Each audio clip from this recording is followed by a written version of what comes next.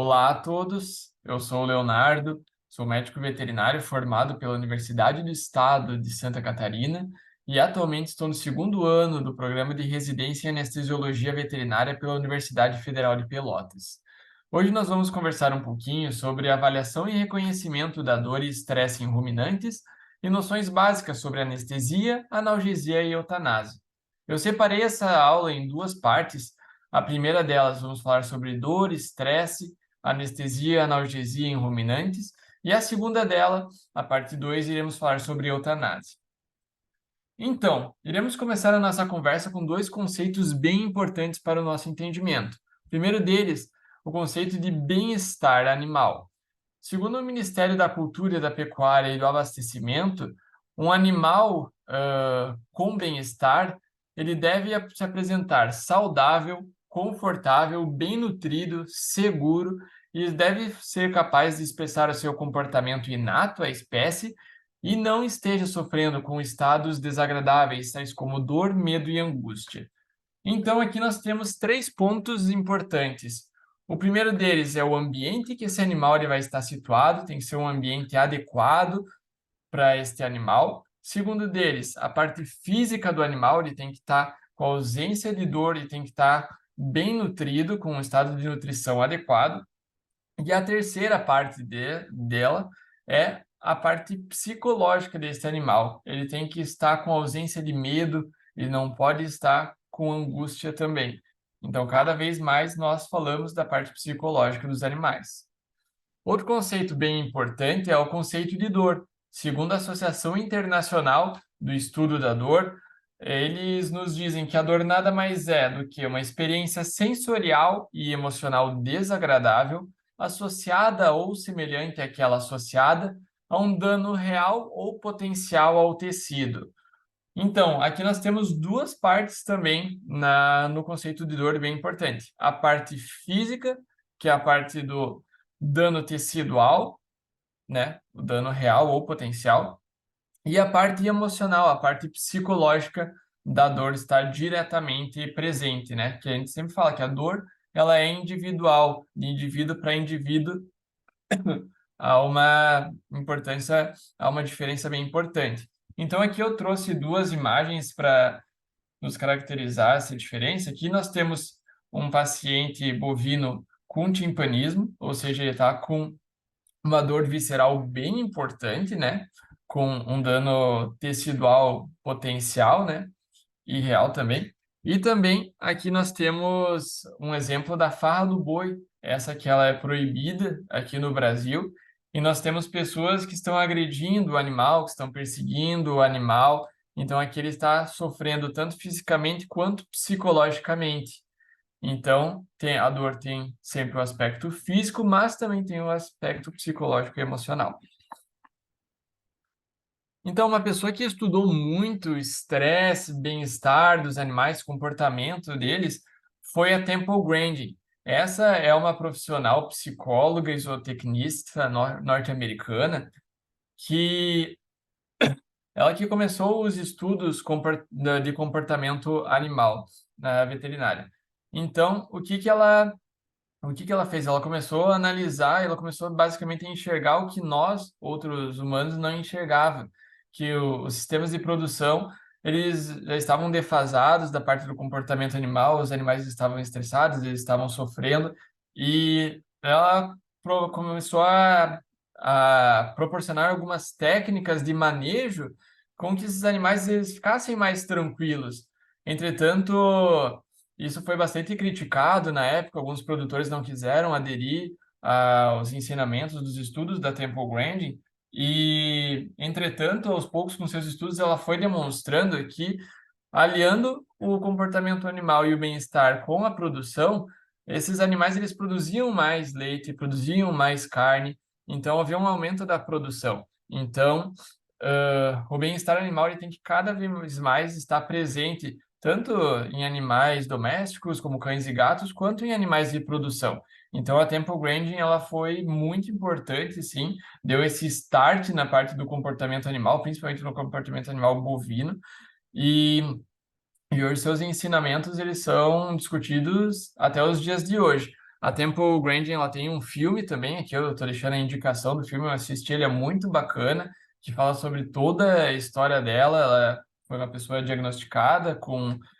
um transtorno do espectro autista, e é bem interessante esse filme. Ele fala da parte comportamental dos animais, é bem bacana. Fica aqui minha indicação a vocês também, tá? Da parte do bem-estar animal. Então, voltando aqui um pouquinho das principais situações de dor situações que provocam dor em ruminantes, nós temos aqui a claudicação em pacientes com pododermatite, paciente com algumas fraturas, com lesões de casco, mastite muito comum em pacientes de produção leiteira, em vacas leiteiras, práticas cirúrgicas relacionadas ao manejo zootécnico, como a marcação do animal com ferro quente, brincos, e também a orquiectomia desses animais, a caudectomia, muito realizada em ovinos, caprinos, e a descórnea desses animais. São os principais fatores que causam dor nesses animais de produção. Segundo a resolução número 877 de 2008 do Conselho Federal de Medicina Veterinária, é expressamente proibida a realização de qualquer procedimento cirúrgico de caráter zootécnico com a ausência de anestesia local, tá? Com exceção da castração em suínos neonatos. Então, aqui é uma parte bem importante, pois nós sabemos que boa parte desses procedimentos zootécnicos, eles são realizados por profissionais que não são médicos veterinários. Então, cabe aqui já na legislação já fala que tem que ser precedido por anestesia local. Então, o médico veterinário ele tem que estar presente ali na propriedade para realizar esses procedimentos. Aqui eu trouxe dois procedimentos utilizados para castração, muito comumente usado na produção animal, que é a famosa borrachinha, usada na castração de pequenos ruminantes, e também aqui o bordizo, que também são utilizados e normalmente sem anestesia local. E isso gera uma dor imensa, por causa que aqui nós vemos a bolsa escrotal com os testículos, e aqui passam os funículos espermáticos, que eles são, aqui a castração ela se dá bloqueando a irrigação por vasos, né, da região, mas também ali também tem nervos que eles vão estar inervando essa região e dói muito, reduz a produção do animal, o animal fica mais prostrado, ele não come bem, reduz o ganho de peso diário desses animais, e fora todo o desconforto, fora a dor, fora a ausência de bem-estar animal para esses pacientes. Então é muito importante realizar o bloqueio loco e regional desses animais e, se possível, uma sedação, uma tranquilização. Tá certo? Aqui, então, vamos falar um pouquinho também sobre o reconhecimento da dor em ruminantes, que cada vez mais também isso vem sendo pautado em pequenos animais, como cães e gatos, já é bem registrado as escalas de avaliação de dor, mas em grandes animais, nos últimos anos que elas foram surgindo. Então, primeiramente, é muito necessário com que o avaliador ele tenha um ótimo conhecimento da questão do comportamento da espécie que ele está avaliando. Ou seja, primeiro nós temos que saber como que é o comportamento de um animal saudável, como é o comportamento de um animal sem dor, para daí depois nós conseguimos avaliar e detectar a dor em pacientes doentes, em pacientes que não estão rígidos.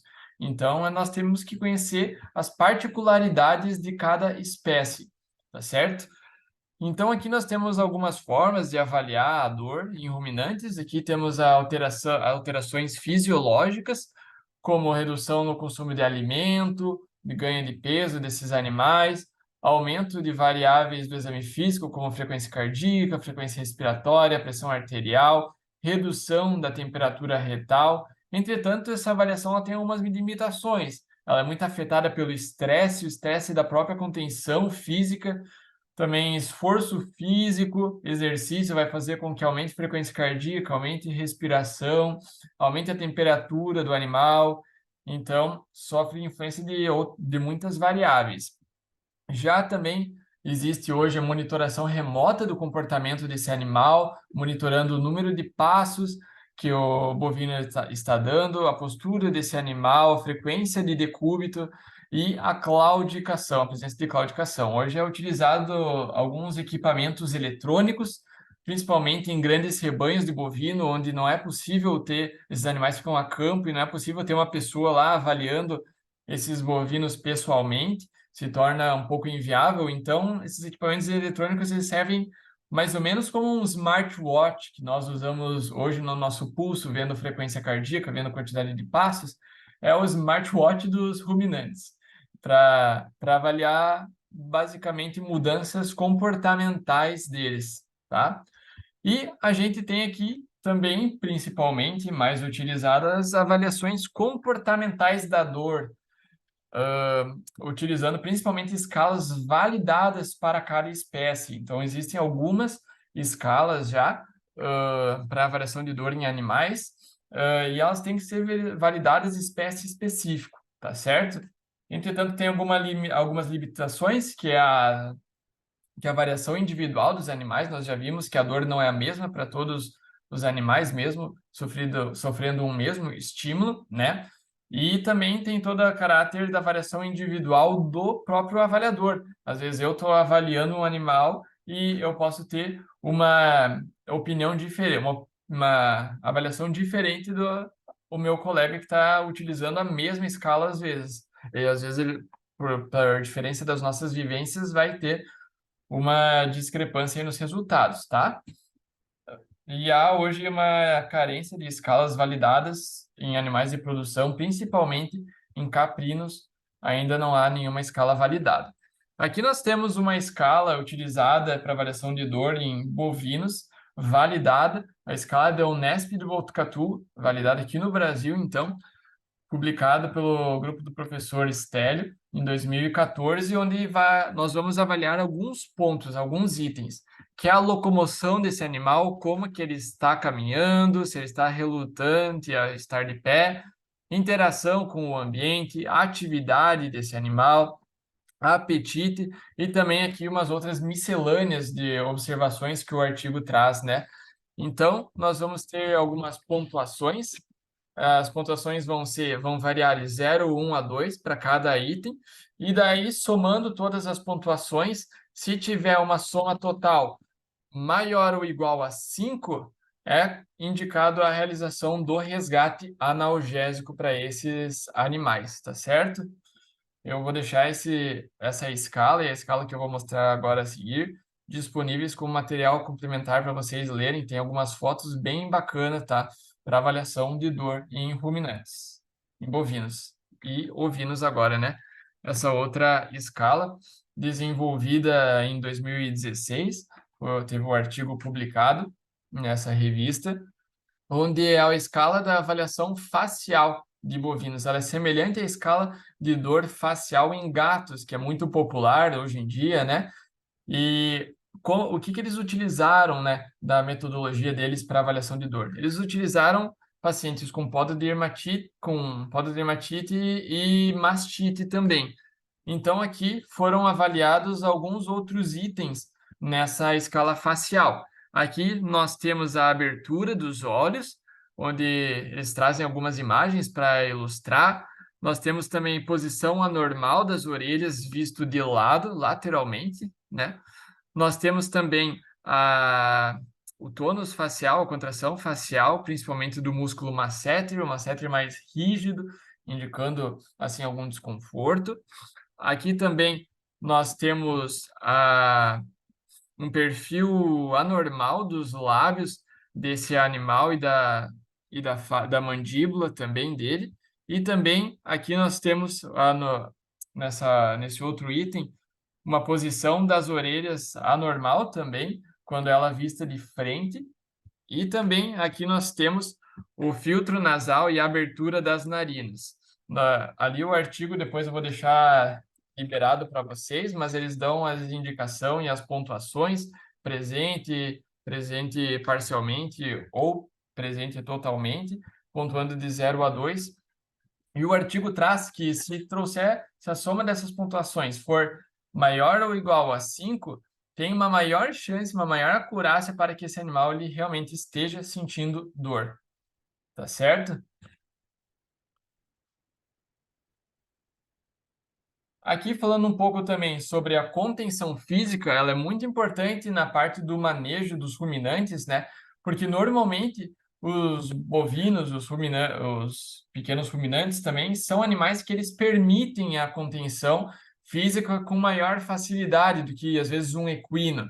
Então, e com exceção, claro, dos pacientes que são criados livres a campo, como, por exemplo, algumas raças zebuínas, outras raças de corte, que não têm tanto contato com os seres humanos, né, diariamente, mas já as raças leiteiras, normalmente, elas permitem mais essa contenção física, tá? Mas, claro, ela é muito utilizada para a realização dos manejos clínicos e, às vezes, até alguns manejos cirúrgicos, que são realizadas em estação, com animal de posição quadrupedal, somente com bloqueio locorregional, o que promove também uma redução dos custos, pois nós gastamos menos com recursos como, por exemplo, sedativos e anestésicos, e também o animal ele já se recupera bem mais rápido e tem bem menos riscos do que uma anestesia geral. É importante também o manejo prévio à contenção para reduzir ao máximo o estresse desses animais, ou seja, antes ele tem que estar num ambiente adequado, tranquilo, com com ausência de predadores, de preferência. Aqui eu demonstrei aqui nessa foto com a presença de um canino, e aqui os bovinos aquados, porque nós lembramos que os ruminantes, eles são presas na natureza. Então, quando tem carnívoros, quando tem cheiro de sangue, por exemplo, eles tendem a ficar mais receosos, ficar mais amedrontados, ficarem em alerta. Então, tudo isso já aumenta os níveis de estresse desses animais e dificulta toda a parte da contenção e do manejo, tá? E aqui nós temos também a parte da própria contenção de nós aqui. O médico veterinário, a gente utilizando roupas brancas, os bovinos eles tendem mais ficar assustados com jalecos e também a forma que nós iremos se posicionar ali perto deles. Eles têm uma visão quase 360 graus, entretanto, na região mais caudal do corpo deles, eles não enxergam tão adequadamente. Então, por eles serem presos, eles ficam um pouco mais assustados. Então, se de preferência está sempre no campo visual deles, mas se você tiver que manipular na região mais caudal, você avisar, encostar no paciente para ele saber pelo menos aonde você está. Assim, isso tudo tranquiliza eles. Às vezes, a utilização de vendas, de algodões nas orelhas também ajuda bastante na redução do estresse. Muito importante a contenção sem causar dor nos animais. Estresse na contenção é tão ruim quanto o estresse da própria cirurgia, o estresse da dor. Vai liberar catecolaminas e o animal ele tem memória, então vai gerar um trauma psicológico ali para o paciente devido àquele manejo. Talvez a próxima vez que ele ter que ser manejado de novo, ele já vai estar mais relutante. Então, sempre tendo um ambiente mais tranquilo possível. Aqui eu trouxe alguns tipos de contenção física muito usados em ruminantes, o cabresto usado em bovinos e pequenos ruminantes, a formiga muito utilizado em grandes bovinos, tá? Aqui nós temos o tronco, ou também chamado de brete, né? Que ele é utilizado para a realização de manejo clínico, manejo cirúrgico também, né? Em estação, aqui alguns troncos mais modernos, eles têm algumas espécies de portas, ou seja, na região que você vai manipular, você abre uma porta e as outras você deixa elas fechadas. Fica mais seguro para você e para o animal também. Então você vai lá, faz o procedimento na região que tem que fazer, seja uma limpeza de ferida, uma ausculta, uma coleta de sangue ou até um procedimento cirúrgico. Como eu citei lá no início da nossa conversa, a Temple Grandin, ela estudou muito essa parte do tronco, então elas viram, e do brete, ela viu que os animais, quando eles estão em um ambiente com maior restrição de espaço, eles tendem a se sentir mais seguros. Então, é bem legal do ponto de vista do bem-estar animal.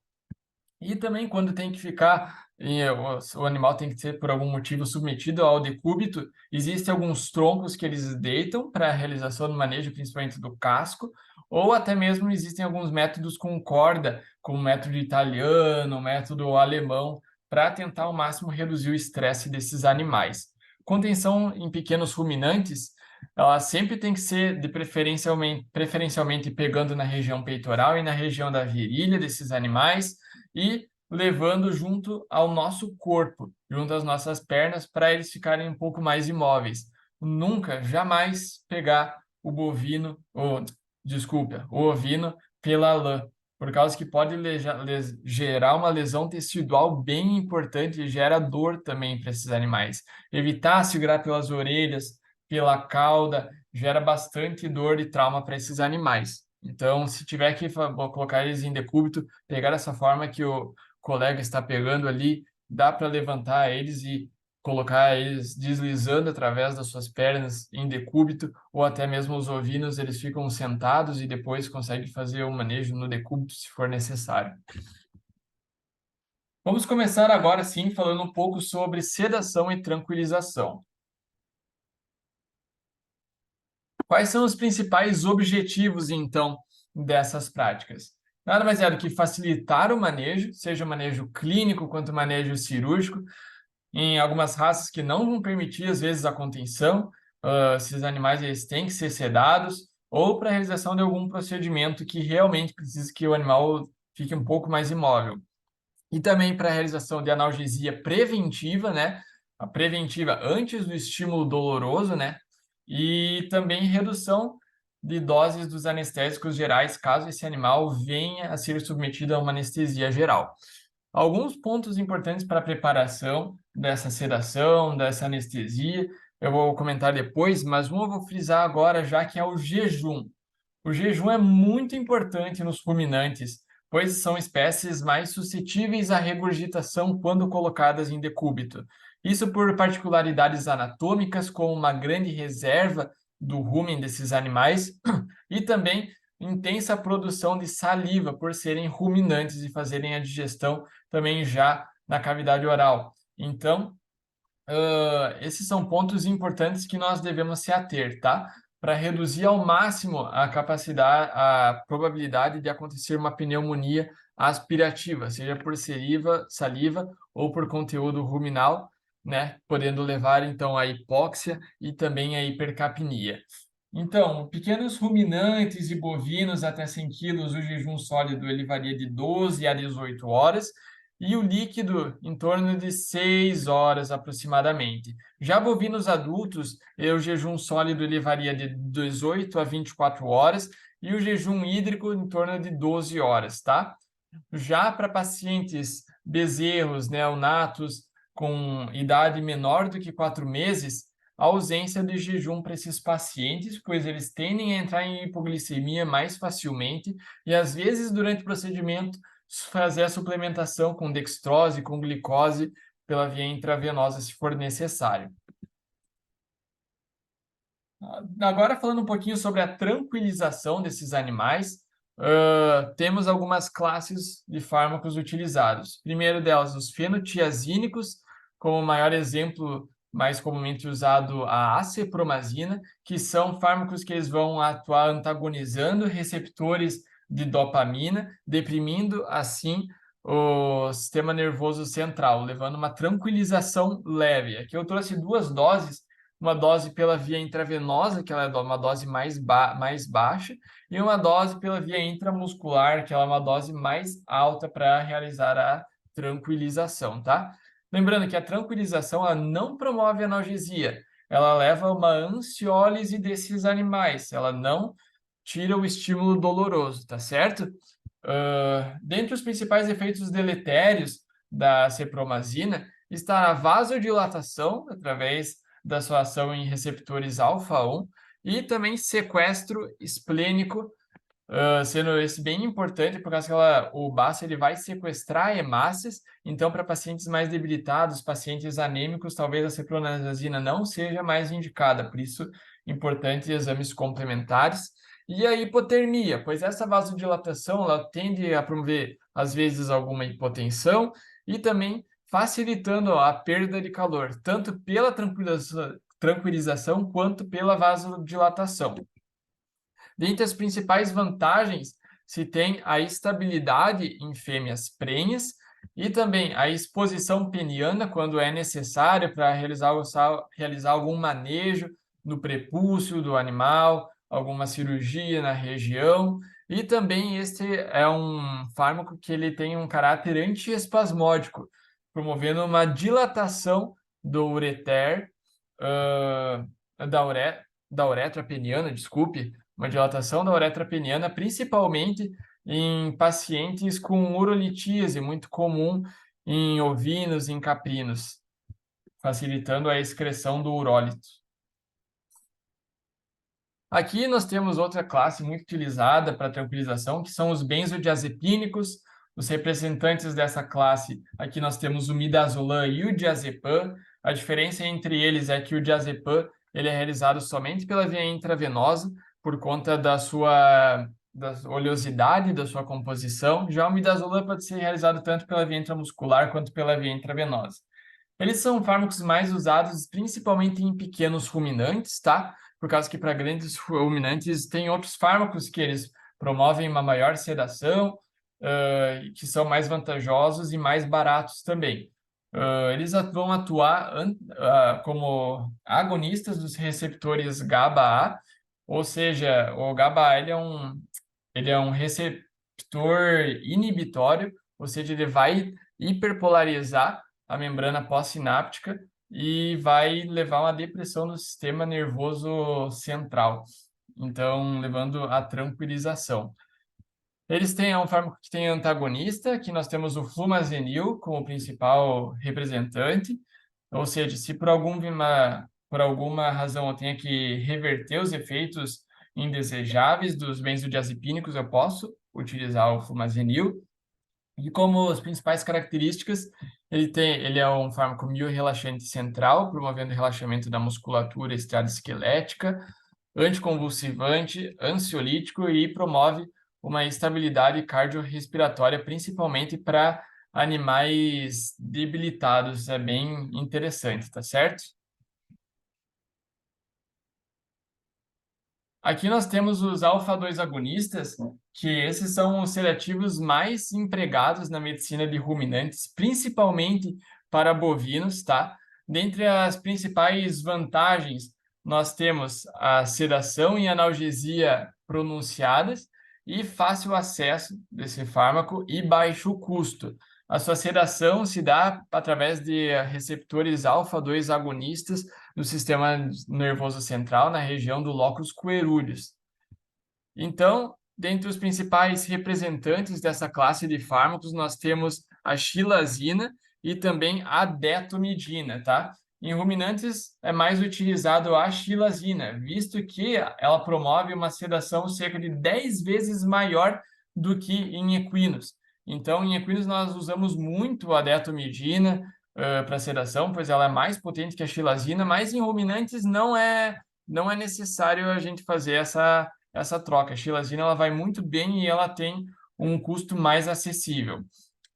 Aqui eu trouxe uma ordem de sensibilidade, mas essa sensibilidade é mais para os efeitos deletérios dos alfa-2 agonistas.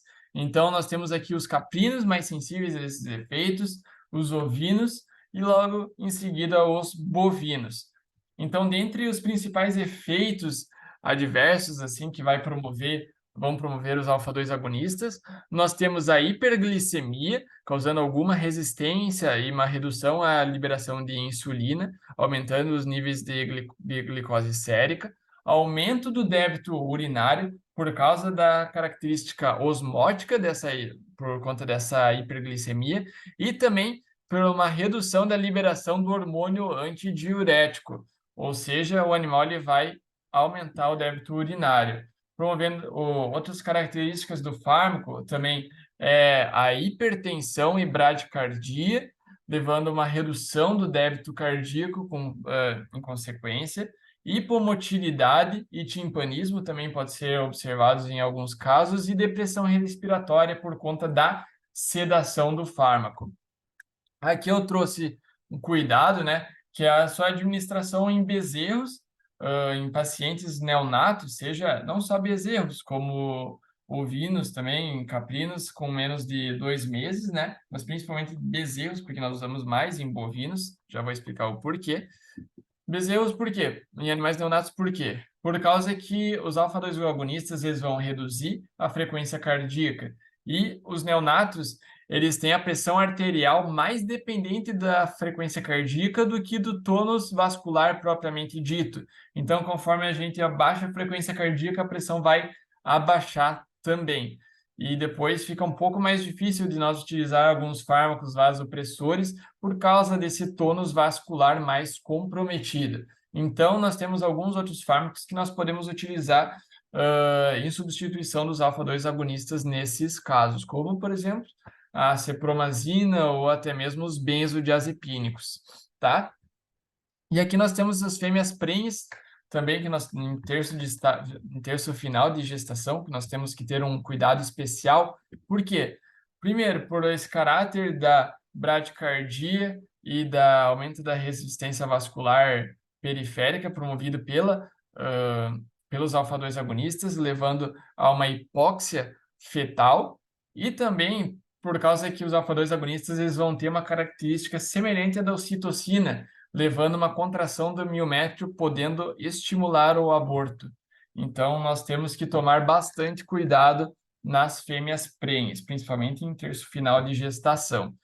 Ovinos e caprinos também tem que ter uma atenção bem especial aqui, por causa que esses pacientes são mais sensíveis à hipertensão aguda promovida pelos alfa-2 agonistas. Essa hipertensão aguda, combinada com a broncoconstrição promovida pelo fármaco, a, ela vai reduzir as trocas gasosas, aumentar a hipóxia desses animais e a hipercapnia, podendo então ocorrer um extravasamento de fluidos para o espaço alveolar e, consequentemente, gerar um edema pulmonar agudo e esse animal vir evoluir a óbito. Por isso que os alfa-2 agonistas em ovinos, caprinos, eles não são utilizados. Tem que ter muita cautela para utilizar esses fármacos. Tem outras opções que nós podemos utilizar de outros medicamentos. Os alfa-2 agonistas, eles também têm reversores, como aqui alguns exemplos, o atipamezole e a ioimbina principalmente. Aqui nós temos também os opioides, que são outros sedativos analgésicos. A sua administração ela é pouco frequente em ruminantes, principalmente por termos conhecimentos mais recentes a esses fármacos nessa espécie, tá?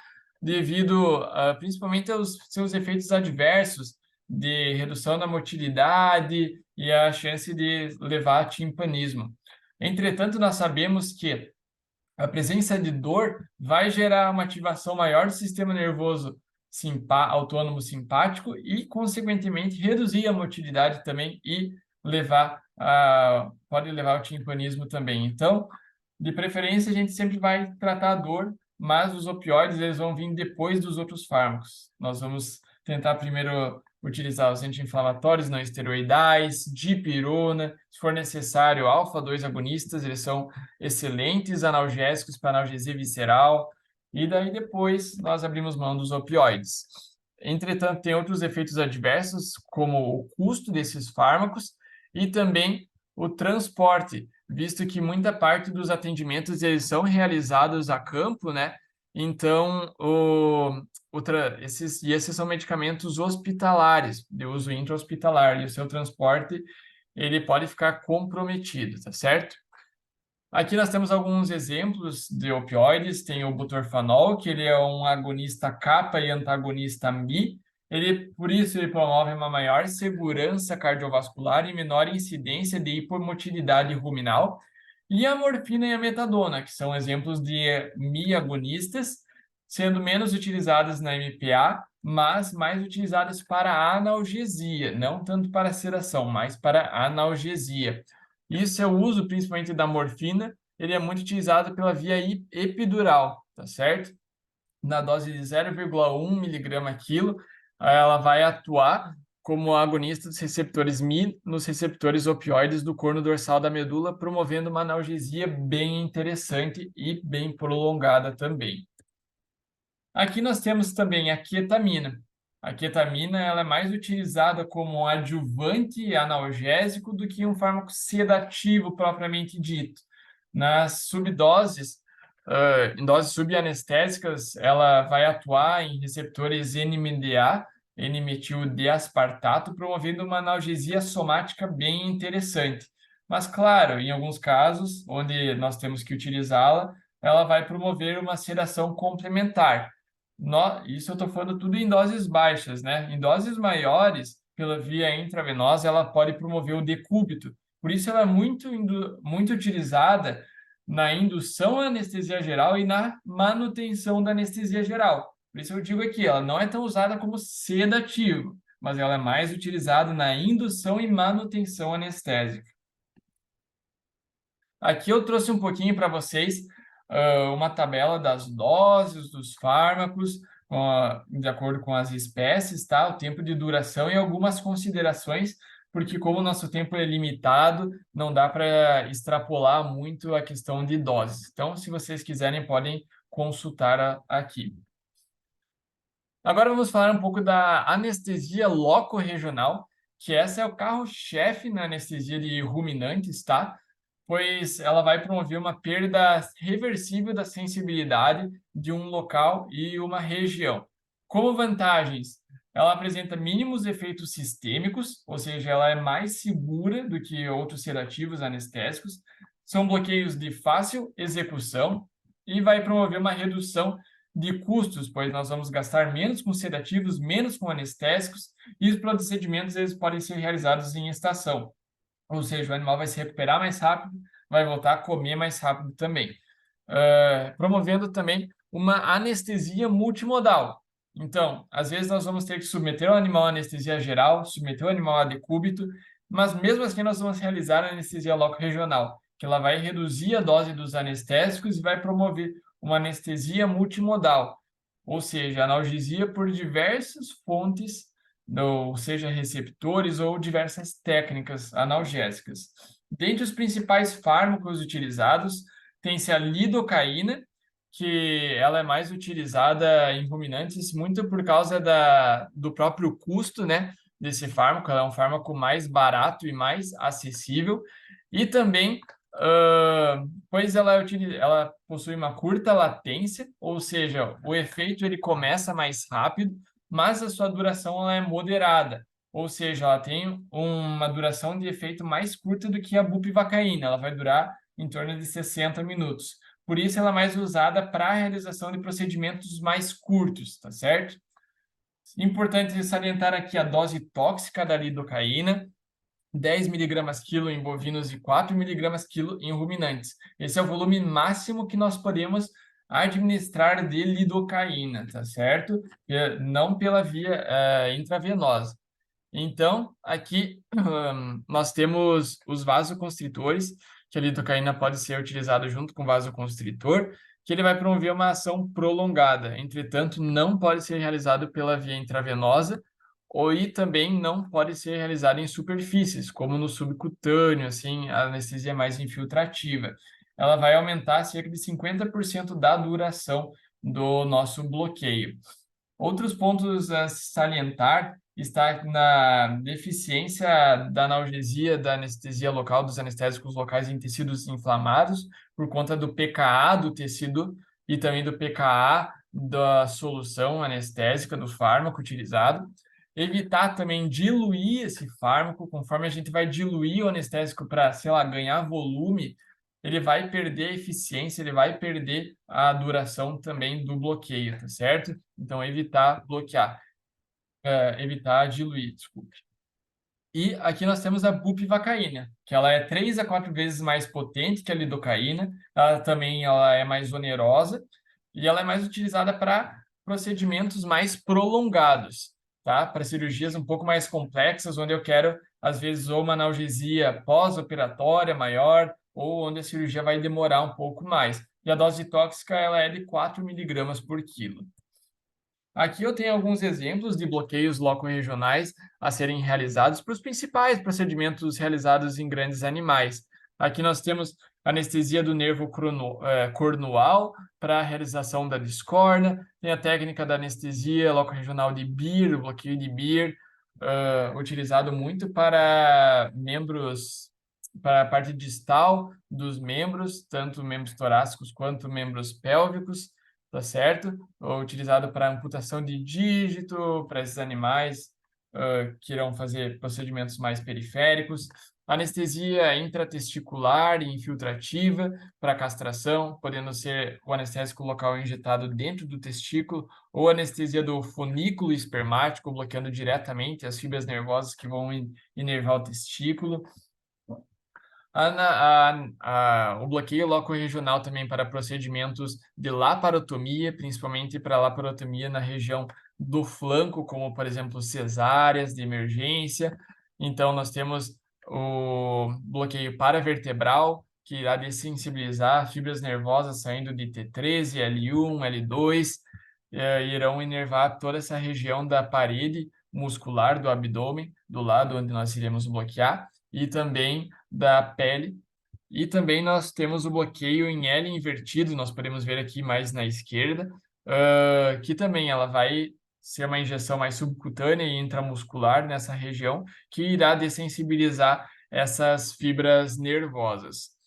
E também tem a epidural, que ela é bastante utilizada também em bovinos para alguns procedimentos. Tem a epidural lombosacral, que é chamada de epidural alta, que ela é utilizada mais em pequenos ruminantes, pois ela vai dessensibilizar os membros pélvicos. E os bovinos, os ruminantes, eles são animais que eles são presas. Então, quando eles acordam, eles não sentem os membros pélvicos, eles tendem a ficar um pouco mais desesperados, mais agitados. E o bovino, um animal grande, 400, 500 quilos, isso pode ser um problema, tanto para o animal, que ele pode se machucar, quanto para a equipe que está ali envolvida com o procedimento. E tem a epidural caudal, que essa pode ser realizada no espaço sacrococcígeo ou intercoccígeo, e ela vai promover a dessensibilização na região mais caudal, da região do glúteo do animal, da região da cauda do animal e da região da vulva, muito utilizada para vulvoplastia em ruminantes, tá? E essa ela não vai promover o decúbito do animal, desde que administrada com os volumes corretos. Já anestesia geral, quando? Quando queremos fazer anestesia geral nesses animais? Principalmente em procedimentos mais prolongados, tá? Onde necessita, às vezes, de uma duração maior, procedimentos mais complexos. Então, nós vamos fazer anestesia geral e esses animais eles vão vir a decúbito normalmente. É importante a preparação adequada para a realização desses procedimentos, com um exame físico geral bem acurado, exames complementares também, e, uh, e também o jejum, principalmente o jejum, por causa que o animal ele vai vir a decúbito. Então, nós temos que reduzir ao máximo as chances de pneumonia aspirativa nesses pacientes. É importante a pesagem desses animais, seja com balança, seja com essas fitas de pesagem, para ter um peso mais adequado, mais acurado para as doses dos fármacos.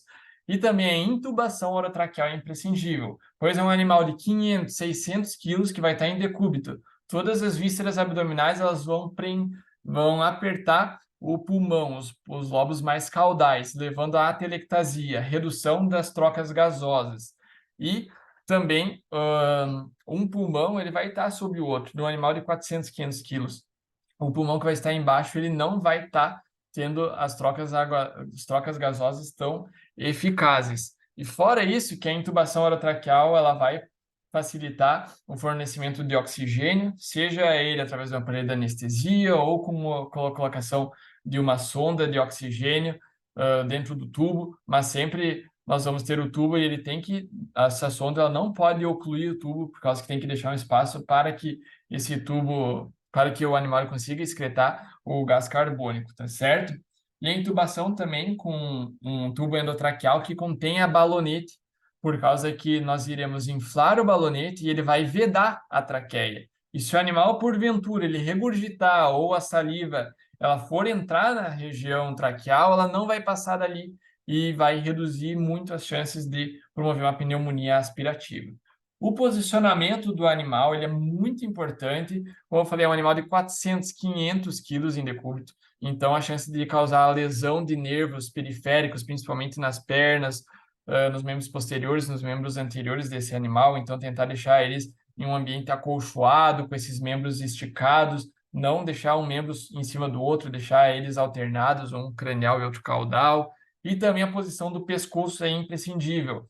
Colocar uma almofada, colocar algum utensílio para deixar o pescoço mais alto do que a cabeça, deixar a cabeça inclinada, para que o excesso de saliva ele possa escorrer pela boca do animal até o ambiente e não ir para a traqueia. E também, o pescoço ficando mais alto, se ele regurgitar, vai ter maior resistência para vencer essa altura do esôfago e daí o animal acabar aspirando e levando uma pneumonia aspirativa.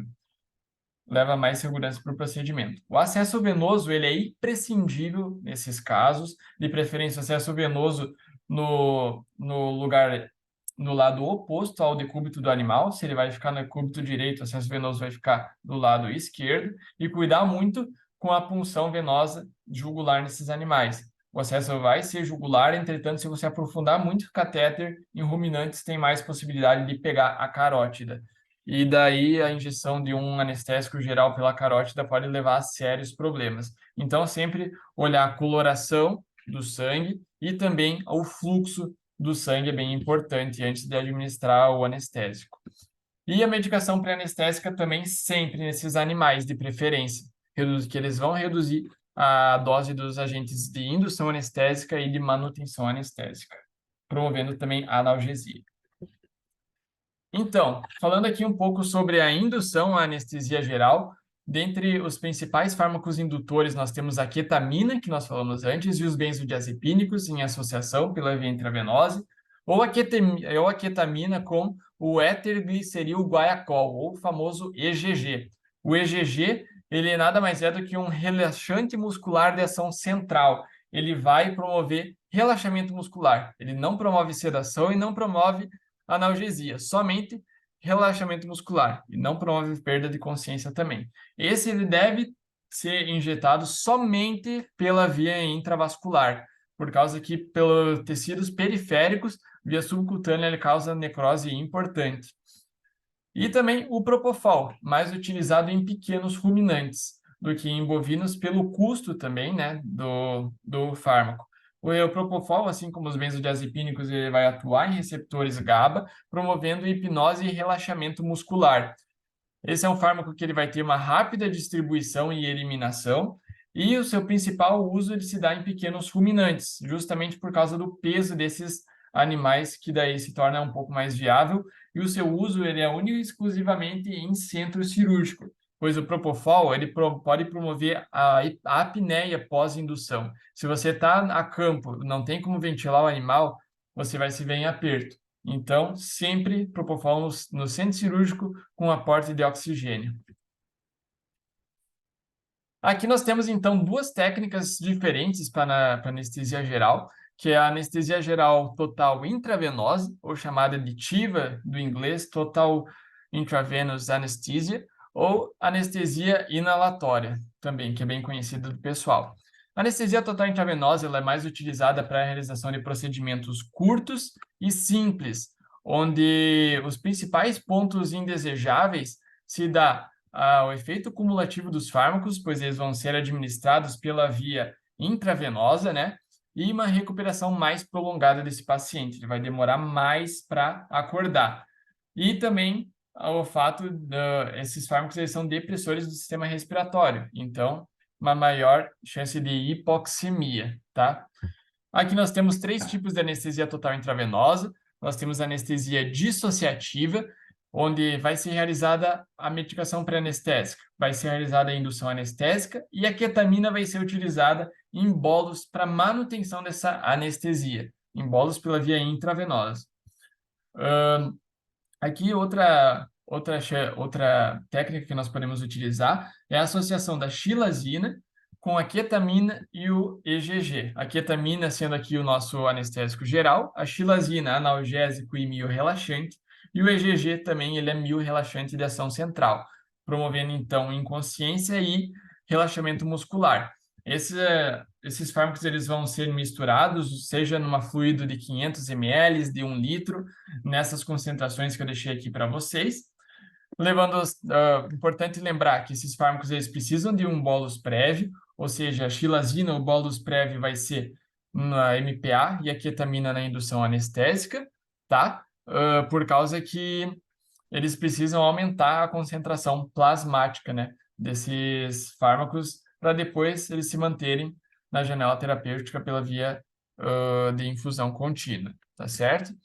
E nós temos aqui também o propofol, mais utilizado, como eu falei antes, em pequenos ruminantes, promovendo menor impacto cardiovascular, mas ele também vai causar algum grau de redução do inotropismo, da força de contração do coração, e também depressão respiratória é importante com o propofol.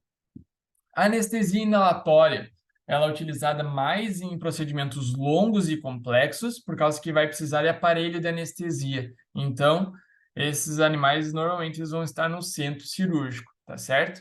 Então, mais utilizada também em pacientes jovens, idosos e debilitados, pois os agentes anestésicos gerais, na sua quase totalmente, vão ser inalados e excretados de forma inalterada pela via respiratória, tá certo? Então, eles não vão se depositar em tecidos, prolongando a recuperação do paciente ou sobrecarregando fígados e outros órgãos metabólicos. Principal fármaco de escolha para anestesia inalatória, nós temos o isoflurano, tá certo? E, como eu comentei anteriormente, é necessário a utilização de equipamentos de anestesia inalatória. Aqui nós temos, então, os circuitos valvulares de pequenos animais, podem ser utilizados para pacientes com peso inferior a 150 quilos, e circuitos valvulares de grandes animais para bovinos jovens e adultos, mais pesados, por causa da ventilação mecânica. Esses animais eles vão estar com, às vezes, em decúbito dorsal e todas as vísceras dos animais, do animal comprimindo o pulmão e, se possível, é muito importante a gente utilizar a ventilação mecânica para promover o maior fornecimento de oxigênio tecidual para esse paciente, tá certo? E reduzindo a atelectasia desse pulmão.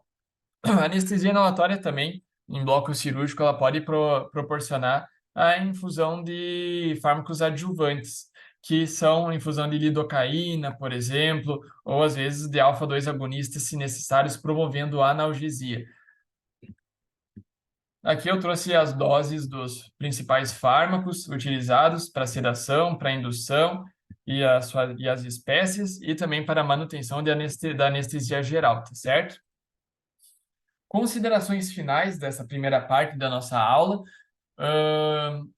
É muito importante, assim como a recuperação, assim como o manejo pré-anestésico, é a recuperação da anestesia geral. Nós temos que se ater muito nesse detalhe. Assim que possível, deixar o animal em decúbito external, com a cabeça levantada e esticada, pois é o decúbito mais fisiológico do ruminante. Afinal, é assim que ele está lá no campo ruminando, né? Em decúbito external. Vai diminuir a chance de regurgitação e aspiração e também reduzindo ao máximo a chance de pneumonia aspirativa. Fora que no decúbito external o animal vai conseguir expandir melhor os pulmões e se oxigenar de forma mais adequada. É também importante a oxigenação do animal, tentar manter ele com o tubo endotraqueal até o limite, o maior tempo possível para fornecimento de oxigênio, ou então com uma máscara facial ou com uma sonda nasal, lembrando de sempre não ocluir toda a via aérea com a máscara ou com a sonda, porque ele precisa eliminar o CO2. E também, se necessário, abrir mão dos antagonistas, seja o ioimbina, seja o atipamezole, ou, enfim, o flumazenil, caso de recuperações prolongadas desses animais. Fluidoterapia durante o procedimento pode ser realizada na taxa de 2 a 3 ml por quilo por hora. Se tiver sangramentos excessivos, pode aumentar essa taxa para 5 a 10 ml quilo hora, só que cuidando sempre. A manutenção da temperatura também durante todo o procedimento é de suma importância. Temperaturas mais baixas vão levar a recuperações mais prolongadas. E a monitoração anestésica, né? Durante todo o procedimento, a monitoração, o que mais você tiver melhor. Frequência cardíaca, pressão arterial, frequência respiratória, saturação periférica de oxigênio, temperatura retal. Em grandes animais, é imprescindível na anestesia geral pegar pressão arterial invasiva. pode ser pego nas artérias periféricas, com acesso arterial, principalmente em ruminantes, nós utilizamos as artérias que nervam a orelha desses animais. Então, vamos dar a pressão arterial média, sendo muito importante para nós. Ah, e demais analgésicos também de suma importância, né? Os anti-inflamatórios não esteroidais, como fluniximab, cetoprofeno e a dipirona também são as nossas terapias iniciais do tratamento de dor, né? Antes do que iniciar um opioide ou qualquer outro fármaco, ou um alfa-2 agonista. Então, seria isso nessa primeira parte, tá, gente? Se vocês tiverem alguma dúvida, eu estou à disposição. Aqui tem o meu e-mail, podem me perguntar. O que eu souber, eu irei responder. Se não souber, eu pesquiso e daí respondo. E eu queria deixar aqui já de antemão meu agradecimento, né, à Universidade Federal de Pelotas por proporcionar essa pós-graduação e também, né, o convite para dar essa aula, ter essa conversa aqui com vocês, pelos professores do curso de capacitação em animais de experimentação, né, da Universidade Federal de Pelotas. Muito bacana esse curso, muito obrigado. Agora vamos para a nossa próxima aula.